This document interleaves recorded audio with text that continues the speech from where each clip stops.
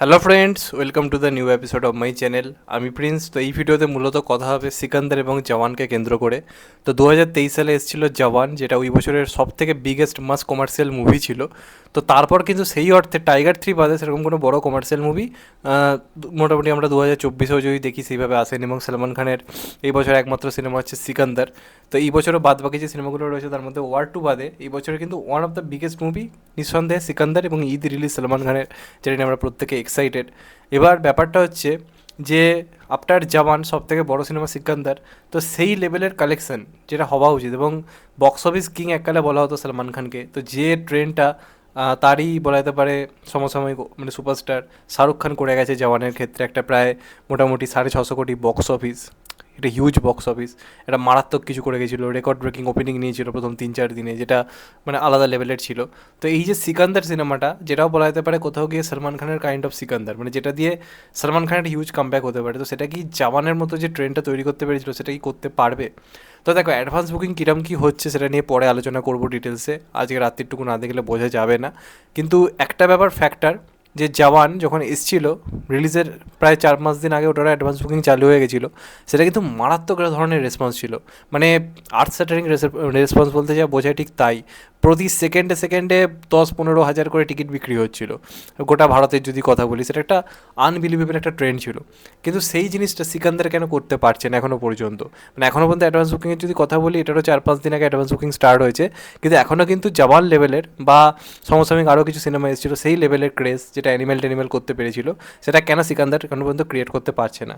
প্রথম কারণ, জওয়ানের ক্ষেত্রে কথা বলার আগে আমি যদি অ্যানিমেল বা আরও কিছু সিনেমা নিয়ে যদি কথা বলি, অ্যানিমেলের ক্ষেত্রে এটা হয়েছিল পুরো জিনিসটা একদম ইউনিক ছিল, পুরো জিনিসটা ইউনিক ছিল। সেন্দ্রারেডি ভাঙ্গার আগের কাজ বড় হিট ছিল, তো লোকের তার পরিচালনার প্রতি একটা এক্সপেকটেশন ছিল, প্লাস মেকিং থেকে শুরু করে রণবীর কাপুরের লুক, এইগুলো একটা বিরাট বড় একটা ম্যাটার ছিল। ইউথরা রীতিমতো এক্সাইটেড হয়ে গেছিলো সিনেমাটা নিয়ে, এটা একটা বড় ফ্যাক্টর ছিল অ্যানিমেলের অ্যাডভান্স বুকের কথা যদি ভেবে দেখি। প্লাস জওয়ানের ক্ষেত্রে এটা হয়েছিল না, মেন যেটা অ্যাট্রাকশন ছিল সেটা হচ্ছে বহু যুগ পরে Shahrukh Khan as an anti hero, মানে অন্তত ট্রেলার টিজারে যেভাবে আর কি প্রমিস করা হয়েছিল, পুরোপুরি শাহরুখ খানকে যেন অ্যান্টি হিসেবে লাগছিল। শাহরুখ খানের সেই বাজিগারের পুরোনো হাসি ফিরিয়ে আনা হয়েছিল, এটা পুরোপুরি ব্যাডাস কাইন্ড অফ লুক, সব কিছুতে একটা ইউনিক ব্যাপার ছিল। প্লাস শাহরুখ খানের 2023 সালে একটা কামব্যাক বছর ছিল, তার 5 বছর কোনো সিনেমা আসেনি 2018 পর থেকে। পাঠান এসেছিলো, পাঠান একটা হিউজ হিরো হয়, শাহরুখ খানকে নিয়ে একটা গোটা দেশে চর্চা শুরু হয়ে যায়, যেটা মিসিং ছিল বহুদিন। তো যে কারণে যেমন একটা বিরাট কিছু করে এবং একটা মার্কেটের বিজনেস করে, এবং যেটা করে গেছে সেটা আনবিলিভেবল একটা রেসপন্স।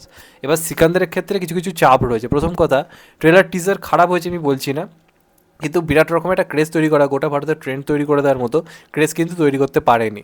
মানে হিউজ যে ক্রেজ যেটাকে বলা থাকে, যেমন জওয়ান প্রত্যেকটা লোকে জানতো, তুমি একটা লোক এমন খুঁজে পেতে না সেই সময় দাঁড়িয়ে যা জওয়ান জানতো না, সেই লেভেলের ক্রেজ কিন্তু এখনও পর্যন্ত সিকান্দার কিন্তু ক্রিয়েট করতে পারেনি।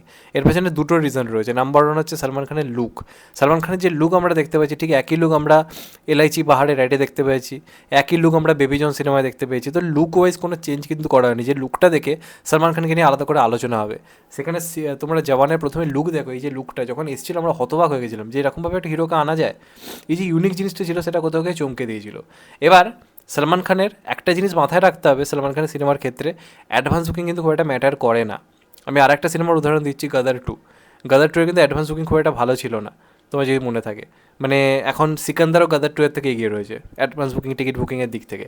কিন্তু দিনের দিনে গাদার 2 দেখার জন্য পাবলিক পাগলের মতো ভিড় করে, কারণ ওই যে গাদার 2 যারা অডিয়েন্স, মাস অডিয়েন্স, তারা কিন্তু দিনের দিনে টিকিট কাটতে অভ্যস্ত, বরাবরই লাইন পড়ে যায়।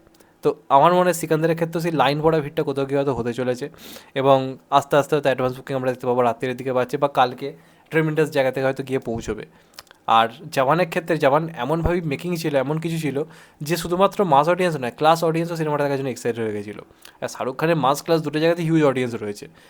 সেখানে সলমান খানের কিন্তু বেশিরভাগটা মাস অডিয়েন্স, বেশিরভাগটাই মাস অডিয়েন্স। শাহরুখ খান যেহেতু বহুদিন ধরে একটু অন্যরকম অভিনয় করেছে, অন্যরকম অভিনয় তার গ্রহণযোগ্যতা রয়েছে, তো শাহরুখ খানের কিন্তু বহুদিন ধরে মাস আর ক্লাস এই দুই জায়গাটা কিন্তু একটা জায়গা ছিল। এবার প্লাস এত বছর পর একটা কামব্যাক, তো দুই অডিয়েন্সই কিন্তু এক্সাইটেড ছিল। সলমান খানের ক্ষেত্রে যেটা হয়েছে কি, মাস অডিয়েন্সরা এক্সাইটেড রয়েছে, ফ্যান্সরা এক্সাইটেড রয়েছে, তো স্বাভাবিকভাবেই অ্যাডভান্স বুকিং বা প্রথম দিনের ওপেনিংয়ে একটু আধটু পার্থক্য থাকবে, এই নিয়ে কোনো সন্দেহ নেই। কিন্তু যেটা মিসিং বহুদিন ধরে সলমান খানের সিনেমার ক্ষেত্রে 4-5 বছর ধরে, সেটা হচ্ছে পজিটিভ ওয়ার্ড অফ মাউথ। তুমি দেখে নাও শেষ 4-5 বছরে খুব কম সিনেমার খুব ভালো পজিটিভ ওয়ার্ড অফ মাউথ এসছে। বাজরঙ্গি ভাইজানের যেরকম মারাত্মক একটা পজিটিভ ওয়ার্ড অফ মাউথ, সেটা কি বিরাট কোনো ওপেনিং নিয়েছিল? আস্তে আস্তে ভালো হয় সিনেমাটা লোকে দেখতে যায়। সলমান খানের সিনেমা যদি একবার ভালো হয়ে যায়, এই সিনেমাকে আটকানোর ক্ষমতা কারণে, কারণ আজও সালমান খান বক্স অফিসের কিং। শুধু সে ভালো সিনেমা করেনি, সেখানে কিন্তু সিকান্দার সিনেমায় এমন এমন কিছু ব্যাপার রয়েছে, আই থিঙ্ক যদি সব কিছু ঠিক থাকে আমার এই সিনেমাটা নিয়ে খুব পজিটিভ ভাইবস কাজ করছে অন্তপক্ষে, আর মুরুগদাস নামটা থাকার জন্য। তো সেক্ষেত্রে যদি সিনেমাটা একবার ভালো হয়ে যায় না, ওপেনিং রোববার দিন হিসেবে ঠিকঠাক নিয়ে নেবে, ঈদের দিন কিন্তু মার্কেটের বিজনেস করে দেবে। তারপরের যেটা প্রথম কথা, একটা রিস্ক তো নিয়েছে যে মাত্র দুদিনের ওপেনিং উইকেন্ড, 30 তারিখ আর 31 তারিখ, তার আগে দুদিনের ইউজটা করলো না, এটা একটা বড় রিস্ক অবশ্যই নিয়েছে, আমার কোথাও গিয়ে এটা মনে হয়। সেক্ষেত্রে কিন্তু সোমমঙ্গল মানে মঙ্গল বুধ বৃহস্পতি দিনগুলো খুব খুব খুব ইম্পর্টেন্ট, তার জন্য এই সিনেমাটায় খুব স্ট্রং একটা ওয়ার্ড অফ মাউথ পেতে হবে, প্রচণ্ড ওয়ার্ড অফ মাউথ পেতে হবে, মানে কোনো নেগেটিভিটি থাকাই যাবে না, এরকম লেভেলের একটা রেসপন্স পেতে হবে, তাহলে কিন্তু জামান লেভেলের কালেকশন হবে। না হলে সালমান খানের স্টারডাম আর কিছু মাস অডিয়েন্সের এক্সাইটমেন্টে, যেটা সালমান খানও বলেছে যে আমার সিনেমা আর যে না কেন 150-200 কোটি হয়ে যাবে, অবশ্যই সেটাও কিছু খারাপ বিজনেস নয়। যদি 250-300 কোটি কালেকশন করে ফেলে বাজেট, ওই সিনেমাটা কিন্তু সুপারহিট হয়ে যাবে। এবার তার সমসাময়িক যারা রয়েছে তারা এমন এমন বক্স অফিস দিয়ে দিয়েছে এখন 450 কোটি, 500 কোটি, 550 কোটি, 600 কোটি। তো প্রতিযোগিতাটা সালমান খানে কিন্তু অনেকটা বেড়ে গেছে, সেই প্রতিযোগিতা অলরেডি শাহরুখ খান এগিয়ে গেছে, মানে এমন কিছু একটা এনেছে। সেখানে সিকান্দার কিন্তু সিনেমাটা ভালো যদি হয়ে যায় তাহলে ওই জায়গাটা অবধি পৌঁছতে পারবে, না হলে কিন্তু ওই সালমান খানের স্টারডামের উপর ভিত্তি করে, কারণ সালমান খানই একমাত্র যে নেগেটিভ রিভিউ সত্ত্বেও সিনেমাকে এখন ব্লকবাস্টার হিট করাতে পারে বা সুপার হিট করে দিতে পারে, নাহলে কিসিকে ভাই কিসিকে যান কখনোই 130 কোটি বিজনেস করতে পারে না, সালমান খান বলে করতে পেরেছিল। তো এবার সবটাই নির্ভর করছে এটা ওয়ার্ড অফ মাউথের ওপর। তোমরাই ভেবে দেখো না কতটা নেগেটিভিটি খিল্লির পরেও কিসিকে ভাই কিসিকে যার নেগেটিভ রিভিউ নিয়ে 130 কোটি বিজনেস করে, সেখানে এটার হাইপ তো ওটার থেকে অনেক বেশি, লোকে এটা নিয়ে অনেক পজিটিভ কথাবার্তা বলছে। তো সেক্ষেত্রে যদি একবার রিভিউ ভালো পেয়ে যায় তাহলে ভাবো কোথায় গিয়ে পৌঁছবে, সেক্ষেত্রে কিন্তু মানে একটা চান্স রয়েছে। তবে এখনও পর্যন্ত এই সোশ্যাল মিডিয়ার আমি হাইপ নিয়ে কথা বলি বা অ্যাডভান্স বুকিং নিয়ে কথা বলি, সিকান্দার কিন্তু এখনও জওয়ান হয়ে উঠতে পারেনি। জওয়ান হতে গেলে এখন পর্যন্ত একমাত্র ভরসা হচ্ছে পজিটিভ ওয়ার্ড অফ মাউথ, সেটা দেখা যায় কিরম কী আসে। আর অ্যাডভান্স বুকিং ফাইনালি কেমন কী হলো সেটা নিয়ে আরও আলোচনা করবো, আরও ডিটেলস একটু দেখতে হবে। তোমাদের এটা নিয়ে কি মতামত অবশ্যই কমেন্টে জানিও।